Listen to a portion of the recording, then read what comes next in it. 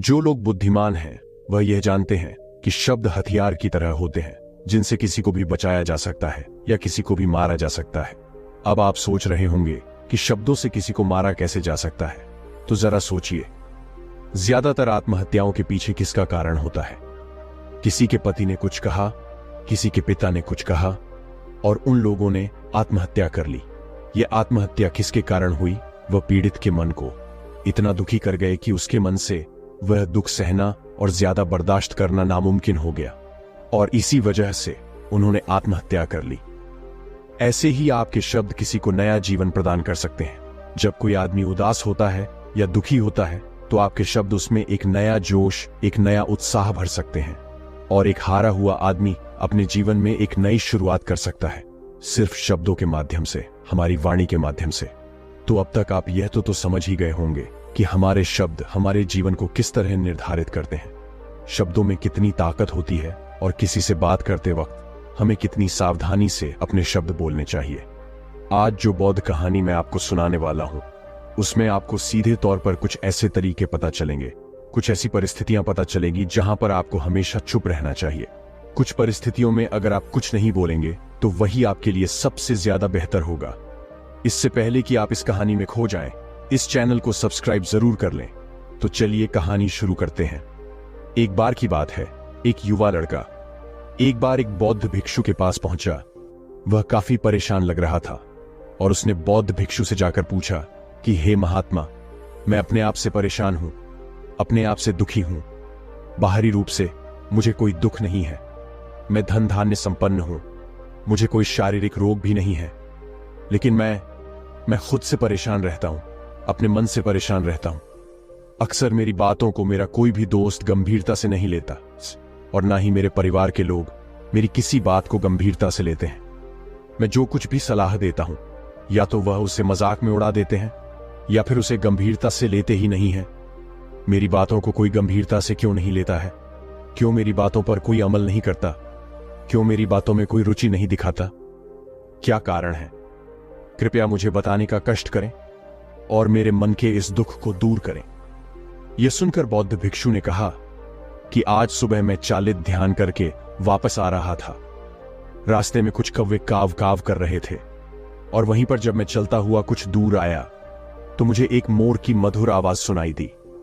यह सुनकर अचानक मेरे मन में ख्याल आया कि कौवे कितना काव काव करते हैं, कितना बोलते रहते हैं, लेकिन कोई भी प्राणी कौवे की आवाज को पसंद नहीं करता। मोर हमेशा सही परिस्थिति के हिसाब से बोलता है। जब भी बारिश होने वाली होती है और बादल गरजते हैं और बारिश होने की आशंका होती है, ऐसे में मोर अपनी मधुर आवाज में गाता है जो सभी को प्रिय होता है, सभी को अच्छा लगता है। ऐसे ही अगर इंसान सही परिस्थिति के हिसाब से सही शब्द बोले, सही वाणी बोले, तो वही वाणी दूसरों के लिए संगीत हो जाती है, संगीत बन जाती है और दूसरे लोग तुमसे सम्मोहित हो जाते हैं और वहीं पर तुम्हें सब लोग गंभीरता से लेने लगते हैं। और दूसरी तरफ अगर तुम यूं ही बेफिजूल ऐसे ही बोलते रहते हो, बिना किसी बात के बोले चले जाते हो, तो फिर तुम्हें कोई गंभीरता से नहीं लेता।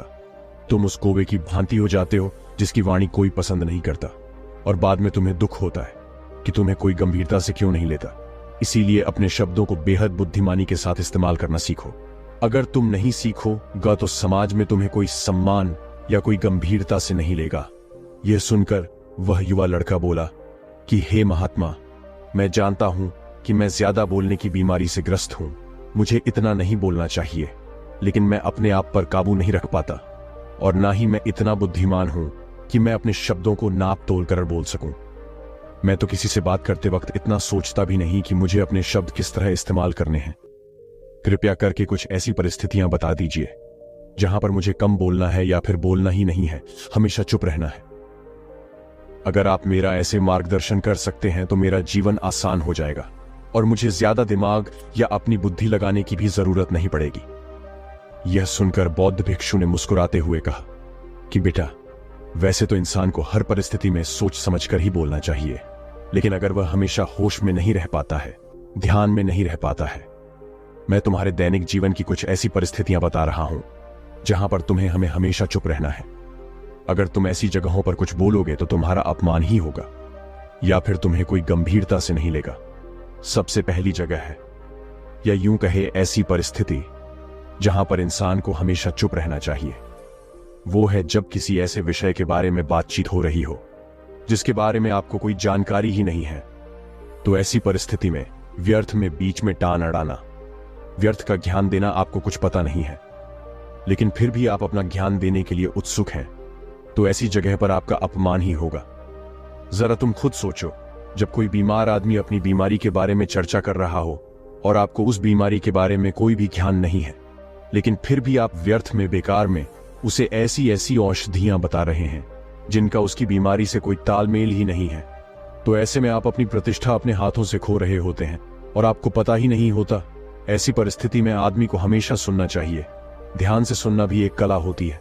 अगर आप सुनने का दिखावा करेंगे तो कहीं ना कहीं सामने वाले आदमी को यह एहसास हो जाता है कि यह मेरी बात पूरे ध्यान से नहीं सुन रहा है। इसीलिए जब आपको किसी विषय के बारे में पूरी तरह से जानकारी ना हो तो वहां पर केवल अपने कान लगाना ही ज्यादा महत्वपूर्ण होता है। ज्यादा जरूरी होता है आप उस इंसान की बातें ध्यान से सुन सकते हैं और इसी बीच आप दोनों के बीच एक संबंध पैदा होगा और वह संबंध सच्चा होगा, क्योंकि आपने उसके बात को बड़े ही ध्यान से सुना है और इस बात का पता सामने वाले को भी होता है। तो हम बिना कुछ बोले सिर्फ सुनने मात्र से किसी को अपना मित्र बना सकते हैं। इस बात को हमेशा ध्यान में रखना।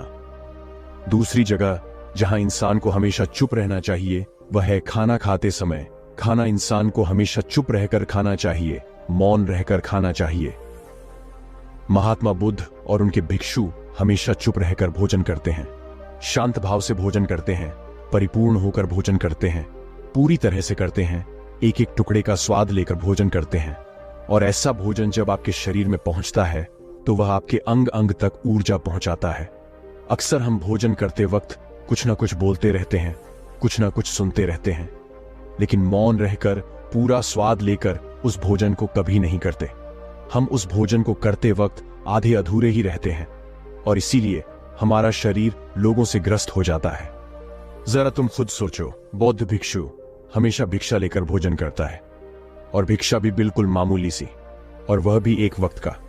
तो एक वक्त भोजन करने के बाद भी वह इतने स्वस्थ रहते थे, इतने उत्साह जोश और आनंद से भरे होते थे। और हम तो इतना खाना खाते हैं, इतनी सारी भोजन की सामग्री हमारे लिए उपलब्ध होती है, लेकिन हमारे शरीर में कोई ऊर्जा नहीं होती। इसका सबसे बड़ा कारण होता है कि हम अपना भोजन होश में नहीं करते हैं, परिपूर्ण होकर नहीं करते हैं, मौन रहकर नहीं करते हैं। इसीलिए अपना भोजन हमेशा मौन रहकर ही करो। तीसरी जगह जहां पर अगर आपने चुप रहना सीख लिया तो इसका मतलब यह है कि आपने अपने ऊपर विजय हासिल कर ली। जी हां, गुस्से में शांत रहना या चुप रहना इतना आसान नहीं होता है। अक्सर हम गुस्से से भरकर कुछ ऐसे शब्द या अपशब्द बोल जाते हैं जिसका पछतावा हमें हमेशा रहता है, लेकिन जुबान से निकला हुआ शब्द वापस नहीं हो सकता। उस शब्द को मिटाया भी नहीं जा सकता। अब वह जिंदगी भर हमारे दामन से जुड़ चुका है और वह गुस्से में बोला गया। अब शब्द हमारे मन को समय समय पर बेचैन करता रहता है, दुखी करता रहता है, लेकिन गुस्से के वक्त चुप रहना सीखना भी एक बहुत बड़ी कला होती है। गुस्से में आदमी का अपने ऊपर काबू कहां रहता है, अपनी इंद्रियों को वश में कहां रख पाता है। इसीलिए इस कला को आप तभी सीख सकते हैं जब आप गुस्सा भी होश में रहकर कर पाएं। जब भी आपको गुस्सा आए, आपके दिमाग में सिर्फ एक ही बात आए कि मुझे चुप रहना है, मुझे किसी से कुछ गाली गलौज नहीं करना है, किसी को कोई अपशब्द नहीं बोलना है। और जब यह विचार गुस्से के साथ जुड़ जाता है और धीरे धीरे यह आदत बन जाता है, तो आप अपने गुस्से को भी काबू में करना सीख जाते हैं। जब भी कभी गुस्सा आए तो किसी को कुछ बोलने की बजाय कुछ शारीरिक व्यायाम करना शुरू कर दो। उछलना, भागना, दौड़ना, जिम करना, कुछ भी आप ऐसा व्यायाम कर सकते हो जिसमें आपका शरीर थक जाए। आप पाएंगे कि जब आपका शरीर थक जाता है तो आपका मन भी शांत हो जाता है। आपने उस गुस्से की ऊर्जा को एक सकारात्मक रूप दे दिया।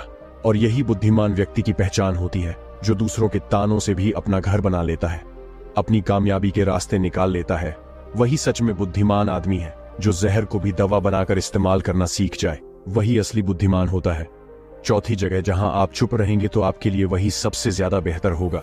जब चार लोग आपस में बैठकर बातें कर रहे हो, कोई बैठक कर रहे हो, तो वहां पर जब चार लोग बात कर रहे होते हैं तो चारों लोग एक साथ तो बात कर नहीं सकते।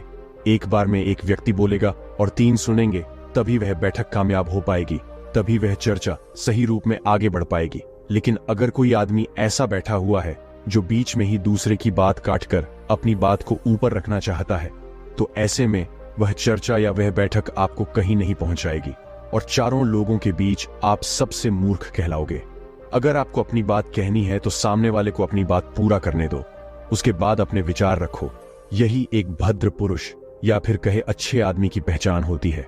और आखिरी जगह, अगर हमारे माता पिता हमें कुछ कह देते हैं, हमारे बड़े बुजुर्ग हमें किसी बात पर डांट देते हैं या हमें थप्पड़ भी मार देते हैं, तो ऐसी जगहों पर आपका चुप रहना ही उनके प्रति सम्मान दिखाएगा, उनके प्रति आदर का भाव व्यक्त होगा। अगर आप उनके सामने उनका विरोध कर देते हैं, उनका प्रतिरोध कर देते हैं, तो वह गुस्सा तो थोड़ी देर बाद शांत हो जाएगा, लेकिन वह कही गई बात, वह विरोध किया हुआ शब्द या फिर कुछ भी उल्टा सीधा हमेशा आपके मन को सताएगा। और आपके माता पिता को हमेशा यही लगेगा कि यह हमारी इज्जत नहीं करता, हमारी बात नहीं मानता क्योंकि यह कमाने लग गया है, ये बड़ा बन गया है। ऐसी ऐसी बातें उठेंगी, ऐसे ऐसे तंज कसे जाएंगे। इसीलिए ऐसी जगह पे आप मौन रहिए, चुप रहिए, कुछ मत बोलिए, अपने गुस्से को अपने अंदर ही पी लीजिए, कुछ व्यायाम कर लीजिए, भाग लीजिए, दौड़ लीजिए, आपका मन अपने आप शांत हो जाएगा। आखिर में बौद्ध भिक्षु ने अपनी बात को खत्म करते हुए कहा कि कम शब्दों में अपनी भावनाओं को उतारना सीखो। शब्द हथियार की तरह होते हैं। बोलो तो होश में बोलो, ध्यान में बोलो। जीवन शैली ऐसी बना लो कि आप जब भी बोलो पूरे होश में रहकर बोलो, पूरे आनंद के साथ बोलो, पूरे प्रेम के साथ बोलो। ऐसी वाणी बोलो जो दूसरे के दिल को ठंडक पहुंचाती हो, दूसरे के मन को भी शांत कर देती हो। और वह तभी संभव है जब आप प्रतिपल होश में रहकर बोलेंगे। इसके बाद वह युवा लड़का बौद्ध भिक्षु के सामने नतमस्तक हो गया और उनको प्रणाम करते हुए अपने घर वापस लौट गया। उम्मीद करता हूं कि यह कहानी आपको जरूर पसंद आई होगी। पसंद आई हो तो अपने दोस्तों के साथ शेयर जरूर करें और चैनल पर नए हैं तो चैनल को सब्सक्राइब जरूर करें ताकि वीडियो आपके पास पहुंच पाए। धन्यवाद। अगर आपके दिमाग में कोई परेशानी है या अचानक कोई बात आ रही है कि इससे मेरी परेशानी दूर हो सकती है, तो तुरंत इसकी जांच करें, क्योंकि अगर आपके दिमाग में वह बात है तो इसके पीछे ईश्वरीय शक्तियां हैं जो आपकी सहायता कर रही हैं ताकि आप समस्या के समाधान तक जल्दी पहुंच सकें। मन में सबसे पहले समाधान का जो विचार आ रहा है उसे तुरंत लिया जा सके। ऐसा करने से आपका अच्छा समय जल्दी शुरू हो जाए। सन्यासी की बातें सुनकर उस व्यक्ति ने उन्हें धन्यवाद दिया और कहा कि अगर तुम मेरे जीवन की रक्षा नहीं करोगे तो मैं आज जीवित नहीं रहूंगा। मैं वादा करता हूं कि आज के जीवन में कोई भी परेशानी आएगी तो मैं उनका सामना करने के साथ ही इन महान मित्रों का स्वागत करूंगा। किसी जानवर को देखकर उस पर अत्याचार नहीं होगा। इस प्रकार सन्यासी ने उस व्यक्ति को जीवन की नई राह दिखाई। तो दोस्तों, बढ़ते हैं दूसरा कहानी की तरफ। गाय को कभी परेशान नहीं करना चाहिए, बल्कि उन्हें ईश्वर का संदेश वाहक मानकर सदैव उनके स्वागत करना चाहिए। स्वप्न में पितरों के दर्शन होना, यदि कभी भी स्वप्न में पूर्वजों के दर्शन हो तो इसे अच्छा संकेत मानना चाहिए। हमारे पूर्वज भले ही हमसे दूर होते हैं, किंतु किसी न किसी प्रकार से वह हमसे जुड़े होते हैं। उनका स्वप्न में आना अच्छे समय आने का संकेत होता है। वह हमें आने वाले अच्छे समय के लिए संदेश देने आते हैं। इसलिए जब कभी सपने में पूर्वजों के दर्शन हो तो इसे बुरा नहीं मानना चाहिए, बल्कि उसे अच्छा मानते हुए मन को प्रसन्न रखना चाहिए। अपने पूर्वजों के प्रति सदैव नतमस्तक रहना चाहिए और प्रतिदिन उन्हें ईश्वर मानकर प्रणाम अवश्य करना चाहिए। पूजा करते आंखों में आंसू आना आमतौर पर पूजा पाठ नित्य कर्म होते हैं, यह प्रतिदिन करना चाहिए। किंतु कोई व्यक्ति भक्ति भाव में इतना अधिक हो जाते हैं कि पूजा करते समय उनकी आंखों से आंसू आने लग जाते हैं। यह ईश्वर का सबसे अच्छा संकेत होता है कि अब अच्छा समय शुरू होने वाला है। यदि आपके साथ इस प्रकार का कुछ भी हो रहा है तो ईश्वर को धन्यवाद देना चाहिए। ईश्वर स्वयं आपसे जुड़ना चाहते हैं, तभी उन्होंने आपका हृदय में इस प्रकार की भक्ति भावना भर दी है कि जब आप पूजा पाठ करने जा रहे हैं तो आपको भावनाओं महसूस हो रही हैं और आंखों में आंसू आ रहे हैं। इसे अच्छा संकेत मानना चाहिए। साथ ही ईश्वर में और अधिक मन लगाना चाहिए। कठिन समय में साधु संतों के दर्शन, कभी जीवन में बहुत अधिक कठिनाई का समय हो और साधु संतों के दर्शन हो रहे हैं, तब इस समय को अच्छा संकेत मानना चाहिए। साधु संत बड़े ही प्रतापी होते हैं और उनका ईश्वर के साथ गहरा संबंध होता है। वे ईश्वर के प्रतिनिधि के रूप में कार्य करते हैं। उनके दर्शन होने पर उन्हें प्रणाम करना चाहिए। उन्हें भोजन इत्यादि कराकर सदैव उनके सामने नतमस्तक रहना चाहिए। जब कभी उन्हें देखना चाहिए तो प्रणाम अवश्य करना चाहिए। उनके प्रति विनम्रता अच्छे समय को जल्दी लेकर आती है। कठिन समय सदैव नहीं रहता है। और साधु संतों के दर्शन तो कठिन समय को दूर करने में सहायता करते हैं। इसलिए जब कभी साधु संतों के दर्शन हो तो ईश्वर को धन्यवाद देते हुए उनका स्वाह करना चाहिए। अचानक से रास्ते मिलना, कई बार व्यक्ति जब कठिनाई में होते हैं तो उन्हें कोई रास्ता नहीं सूझता है, किंतु जब वह पूजा पाठ इत्यादि करते हैं अथवा पुण्य कर्म करते हैं तो ईश्वर उन्हें अवश्य रास्ता दिखाते हैं। तब सन्यासी ने कहा कि तुम अच्छे समय के संकेत का स्वागत इस प्रकार करते हो। वह व्यक्ति चौंक गया। उसने कहा कि चिड़ियों का और अच्छे समय का क्या लेना देना। सन्यासी ने कहा कि जाओ, पहले यह कार्य करके आओ। प्रतिदिन द्वार पर जो भी चिड़िया आए उसे दाना डालना और 1 सप्ताह बाद मुझे यहीं पर मिलना। उस व्यक्ति के पास कोई और विकल्प नहीं था। उसने सन्यासी की बात मान ली और घर वापस चला गया। अब जब कभी उसके दरवाजे पर चिड़िया आती तो वह उन्हें दाना देने लगता। इस प्रकार लगभग 1 हफ्ते तक यह कार्य करने के बाद उसे लगने लगा कि उसे कुछ अच्छे समाचार प्राप्त हो रहे हैं। शायद अब उसका जीवन बदलने वाला है। 1 सप्ताह बाद जब वह सन्यासी से मिला, उसने कहा कि उसने चिड़ियों को दाना देना शुरू किया। अब उसे कुछ अच्छे समाचार मिलने लगे। सन्यासी ने उस व्यक्ति को समझाते हुए कहा, कई बार व्यक्ति अपनी परेशानी और अपने गुस्से में अपने जीवन में आने वाले अच्छे संकेतों को स्वयं से दूर कर देते हैं। जीवन में कुछ ऐसी आकस्मिक बातें होती हैं जिनके प्रभाव से यह पता चलता है कि जीवन में अब अच्छा समय आने वाला है। उस व्यक्ति ने कहा कि अब आप मुझे बताइए कि अच्छे समय के क्या संकेत है। सन्यासी ने बताना शुरू किया। उन्होंने कहा कि पहला संकेत चिड़िया, गौरिया इत्यादि का द्वार पर आना। 1 सप्ताह तक चिड़ियों को दाना देने के बाद तुम्हें यह समझ में आ गया होगा कि उनका हमारे जीवन में कितना महत्व है। दरअसल चिड़िया ईश्वर की प्रिय होती है। ये छोटे जीव बहुत ही निर्दोष होते हैं। जीवन में जब भी कुछ अच्छा होने वाला होता है तब ईश्वर उन्हें संदेशवाहक के रूप में मनुष्य के द्वार पर भेजते हैं। यदि मनुष्य उनका स्वागत अच्छे से करते हैं, उन्हें दाना पानी देते हैं, तब अच्छा समय जल्दी आता है। लेकिन यदि मनुष्य उनके साथ खराब व्यवहार करे तब अच्छा समय भी दूर चला जाता है। इसलिए हमेशा दरवाजे पर चिड़िया आए तो उसका स्वागत करना चाहिए। गाय का द्वार पर आना। गाय एक ऐसी जानवर है जो हमें दूध देती है।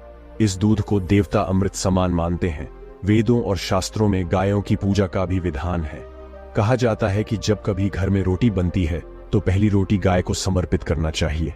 जब कभी घर के आसपास गाय दिखाई दे तो उसे अच्छा संकेत मानते हुए रोटी अवश्य खिलाना चाहिए। गाय ईश्वर को प्रिय होती है। जो भी मन से गाय की सेवा करते हैं, ईश्वर उनके ऊपर प्रसन्न रहते हैं।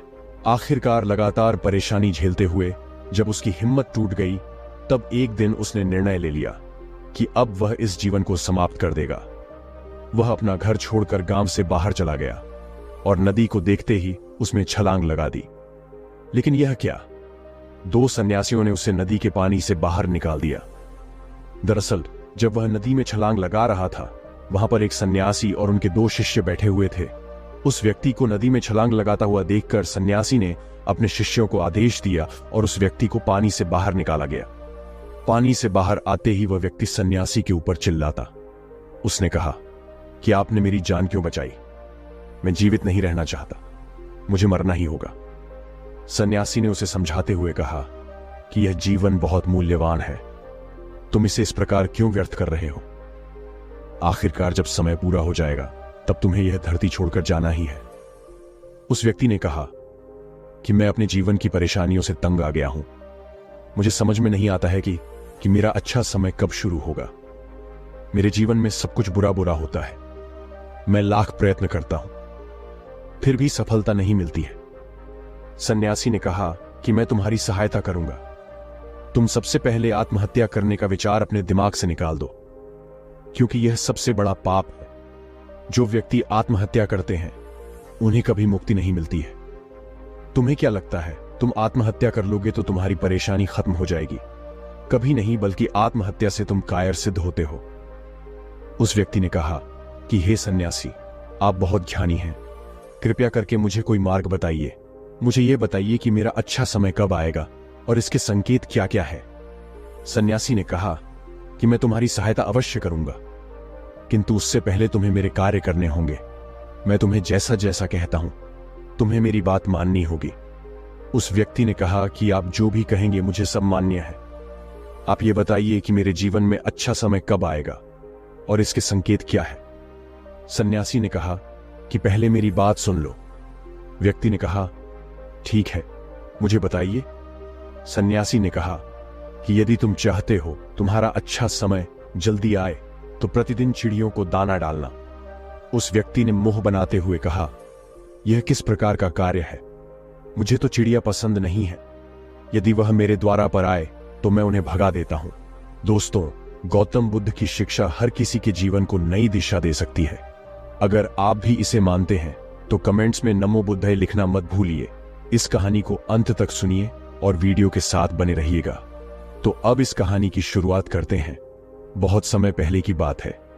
एक गांव में एक गरीब आदमी रहता था। वह आदमी अपने जीवन के दुखों से बहुत अधिक परेशान रहता था।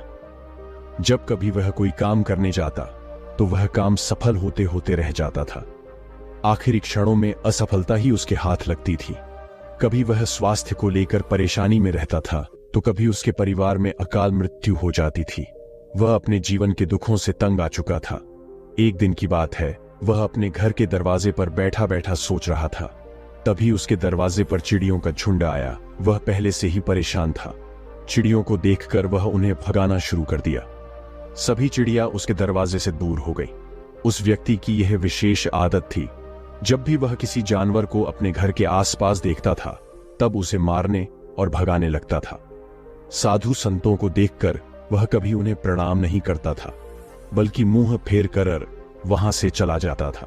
जय हिंद दोस्तों, मनुष्य का जीवन सदैव प्रसन्नता से भरा रहे ऐसा आवश्यक नहीं है।